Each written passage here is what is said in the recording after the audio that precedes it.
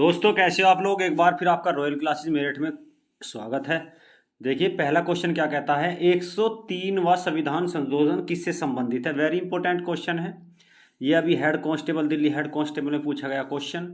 आंग्ल भारतीय से संबंधित है या 10% आरक्षण से या जीएसटी से, या इनमें से कोई नहीं। आंग्ल भारतीय को भी समाप्त कर दिया गया है, लेकिन ये पूछ रहा है कि 103वां संविधान संशोधन वो किससे संबंधित है, आपको बताना है। ठीक है भाई, 103वां संविधान संशोधन। तो इसका जो सही करेक्ट आंसर हो जाएगा वो हो जाएगा आपका जो है 10% आरक्षण। और 10% आरक्षण जो दिया गया है वो सामान्य जाति को दिया गया है जो आर्थिक रूप से पिछड़े हुए हैं। ठीक है भाई, तो नेक्स्ट क्वेश्चन पे चलते हैं। नेक्स्ट क्वेश्चन देखिए सामने आपका। तो नेक्स्ट क्वेश्चन पर आपको हाँ, तो 10% को भी याद करके रखना है। 10% कौन सा, 103वां संविधान संशोधन। तो नेक्स्ट क्वेश्चन देखिए, 2011 जनगणना के अनुसार सबसे कम युवा साक्षरता किस राज्य में पाई जाती है। वेरी इंपॉर्टेंट क्वेश्चन है आपके सामने। राजस्थान, बिहार, उत्तर प्रदेश या मध्य प्रदेश। तो आपको इसमें सही करेक्ट आंसर बताना है, और सही करेक्ट आंसर जो हो जाएगा वो हो जाएगा आपका इसमें बिहार। तो बिहार में क्या सबसे कम युवा साक्षरता जो है 2011 में देखने को मिली है। अब इसके बाद में एक नेक्स्ट क्वेश्चन सामने आपके। नेक्स्ट क्वेश्चन देखिए क्या कहता है, लावणी किस राज्य का लोक नृत्य है। लावणी आपसे पूछा गया, लावणी गुजरात, महाराष्ट्र, उत्तर प्रदेश या केरल। तो आपको बताना है लावणी किस राज्य का जो है लोक नृत्य है। ठीक है ना, तो इसका जो सही करेक्ट आंसर हो जाएगा वो हो जाएगा आपका महाराष्ट्र। तो महाराष्ट्र में लावणी जो है एक लोक नृत्य के रूप में जो है मनाया जाता है। नेक्स्ट क्वेश्चन देखिए, वेदों की ओर लौटो नारा किसके द्वारा दिया गया था। Very important question. वेदों की ओर लौटो नारा किसके द्वारा दिया गया था। राजा राम मोहन राय, गोपाल कृष्ण गोखले, दयानंद सरस्वती या विवेकानंद, आपको बताना है। तो इसका जो सही करेक्ट आंसर होगा वो हो जाएगा आपका कौन सा, तीसरे वाला जो ऑप्शन है आपका इसमें राइट हो जाएगा। तो तीसरा ऑप्शन आपका इसमें बिल्कुल राइट है। ठीक है भाई, तो नेक्स्ट क्वेश्चन पे देखिए। नेक्स्ट क्वेश्चन पे चलते हैं। नेक्स्ट क्वेश्चन आपका क्या कहता है सामने आपका। हाँ, नेक्स्ट क्वेश्चन कहता है कि ये बताइए किस अधिवेशन में गर्म दल और नरम दल दोनों अलग अलग हो गए थे। कोलकाता, सूरत, बेलगांव, मुंबई, आपको बताना है। तो किस अधिवेशन में हुए, कहाँ हुआ ये अधिवेशन। ये हुआ था जी 1907 में। और कहाँ पे हुआ था, ये हुआ था सूरत में। कहाँ पे, सूरत में। तो सूरत में क्या हुआ, गरम दल और नरम दल जो है अलग अलग हो गए थे। यहाँ पे गरम पार्टी और नरम पार्टी अलग अलग हो गई।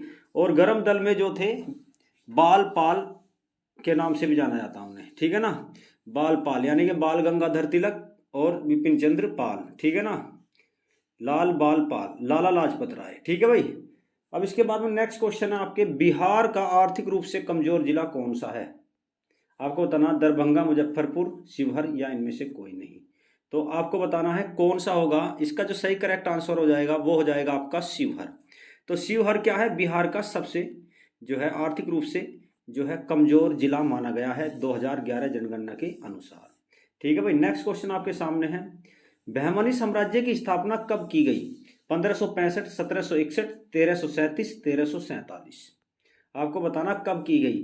अगर हम बात करते हैं तो इसका सही करेक्ट आंसर जो होगा वो होगा आपका फोर्थ वाला ऑप्शन 1347 में।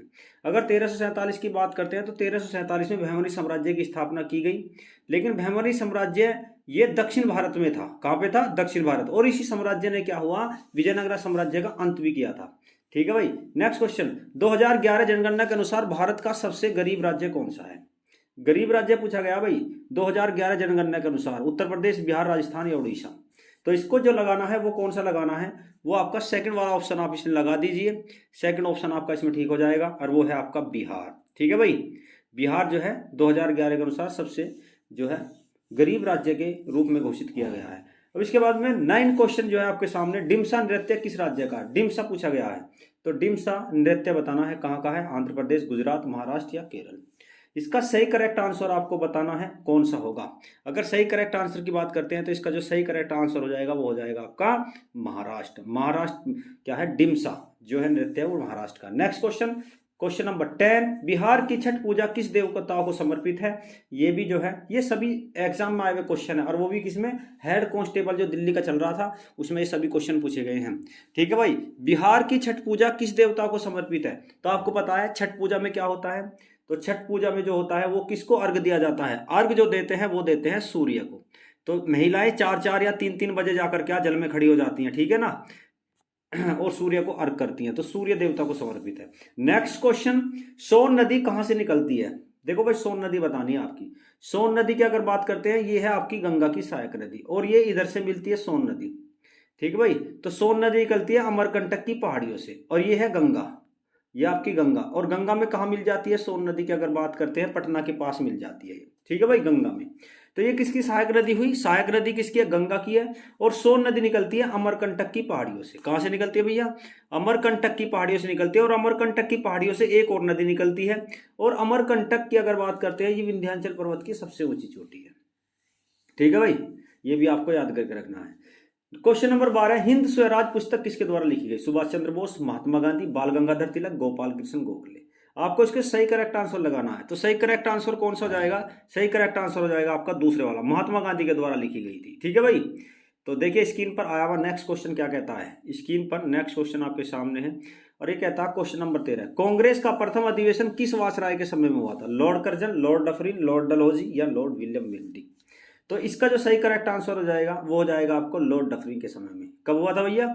लॉर्ड डफरिन के समय में हुआ था। तो आपको याद करके रखना है, लॉर्ड डफरिन के समय में कांग्रेस का प्रथम अधिवेशन हुआ। और लॉर्ड डफरिन किसके? ए.ओ. ह्यूम की ए.ओ. ह्यूम क्या था? लॉर्ड डफरिन के पास पहुंच गया, कहां पर? हिमाचल में, हिमाचल प्रदेश की राजधानी शिमला में। और उसने कहा कि एक भारतीयों के लिए एक समिति या एक क्या है संस्था का निर्माण किया जाए, जिससे ये पता चल जाए कि ये भारतीय लोग में जो क्रांतिकारी हैं ये कैसे पैदा हो रहे हैं और ये बम कहाँ फोड़ने वाले हैं। तो उनकी जो, अगर आपसे एक क्वेश्चन होता है कि कांग्रेस किसकी उपज थी? लॉर्ड डफरिन की। लॉर्ड डफरिन की दिमाग की उपज थी ये कांग्रेस। ठीक है ना, ये भी क्वेश्चन एग्जाम में आया हुआ है, ये ग्रुप डी में पूछा गया है। ठीक है ना, एनटीपीसी और ग्रुप डी में आया हुआ क्वेश्चन है। तो अगर आपको ये वीडियो अच्छी लगी तो आप इसे लाइक करना और शेयर करना और सब्सक्राइब जरूर करना। फिर एक अच्छी वीडियो के साथ मिलते हैं। तो ओके बाय, जब तक